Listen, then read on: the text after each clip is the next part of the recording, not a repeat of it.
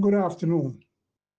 Welcome to this Open Good Show special, which has an early analysis for the Chio Classic Trials, the 32nd running of the Torbert and Prince Consort Stakes, going 7 furlongs for fillies and colts and geldings, respectively. Other aspects on local horse racing, as will be presented first. The alleged migration of our top riders to Canada is of concern. Yes, everyone has a choice hoping for a better life, and the Open Gate Show wishes them all the best. Much more of these new apprentices will get better rides to show what they have. The page has turned, and not only for horse racing, but in life. A lot of people haven't realized that as yet.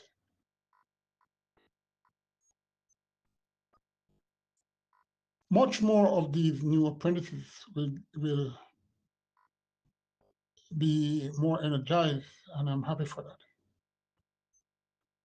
Importance of our horse racing, directly and indirectly, influences lots of positives from slavery days to present time, not only on the gambling aspect, but it is a way of 5.5 hours of relaxation that fans and horsemen look forward to, either for betting or just entertainment.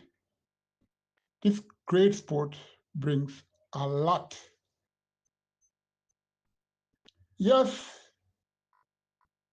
some race meet appears daily when losing, but there are winners who will achieve some peace at home, even though for a while.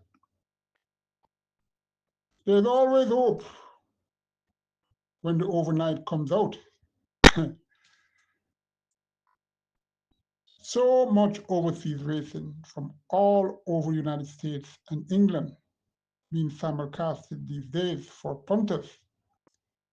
It's getting lots of support, especially due to Embed and other Supreme Ventures Racing Entertainment Limited apps, allowing wagering from anywhere you are. Our local horse racing is being simulcasted all over the United States, Canada, Australia, the Caribbean, and who knows where else, maybe even on the moon. Good to see so much local horse racing analysts having shows on YouTube. You should listen to all of them as information and opinion, even though varied, could help you. The Railroad Corner is my favorite. Well, it's the only one I listen to. Producer Michelle Banks has been a very good contributor towards creating avenues to help the betting public. Trainers, especially the so-called small trainers, are subjected to being placed under some stress by by the promoter, owners, jockeys, grooms, their own horses, as well as their personal issues. Hooray for the punters! Their only stress is when they lose it. Trainers are called general thieves, liars, whatever, although some are guilty, as the good will always suffer for the bad. Some owners find excuses, so they will be looked at in a positive way when any transfer of horses occur. One respected gentleman once told me, "No one will believe you over me." Well, that has destroyed my reputation as that fact. is very realistic. Well, the big men always have the advantages. We're always complaining about this and that. Complaining is all in our genes. We need to try look at headways and pray mentally as often as we can throughout the days. We're trusting faith and hope in the Almighty God will germinate peace and progress in oneself. I can testify to that. Let's support the newly elected presidents of the United Racehorse Trainers Association and the Torbert Owners Breeders Association, giving both until mid-May for some achievement, even though expectations are minimal at that time. It won't be easy to start changing a circus into a place where rules, regulation, comfort, and the likes can create magnetism for investment on planet Caymanas Park in all aspects. Okay, enough of the blah, blah, blah. Let's get to the classic trials. Trainer Jason DaCosta holds a very strong hand in both the Torbert and Prince Consort stakes.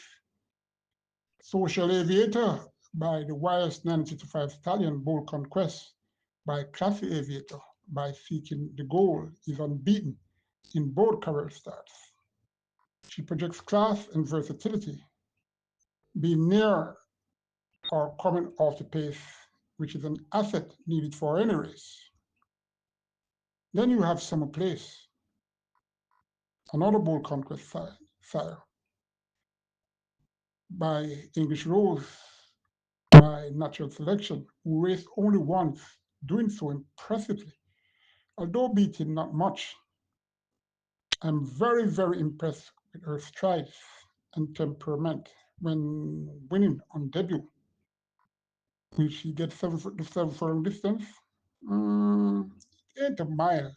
So for now, I'm optimistic she will. You better know each furlong counts, regardless how good you are. So the Costa should have a 1-2 come Saturday afternoon in the Torbert, and and I can't see much changes to separate them. The Richard Azan trained Danka, a narrow filly, and Hansa, a decent looking filly, could come in for a minor share. I prefer Hansa to occupy up on the board, at least finishing third.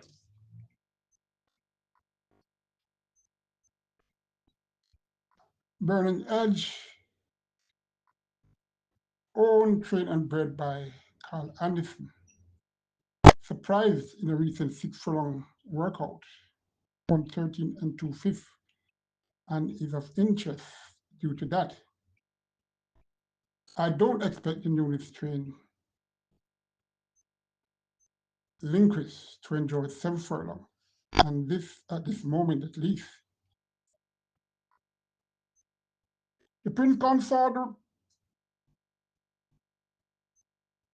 Stakes, Acosta's Runaway Star by Wise 955 Stallion Northern Giant by Runaway Gal by Legal Process has had early gate issues as well as other roguish behavior and has been wisely gelded.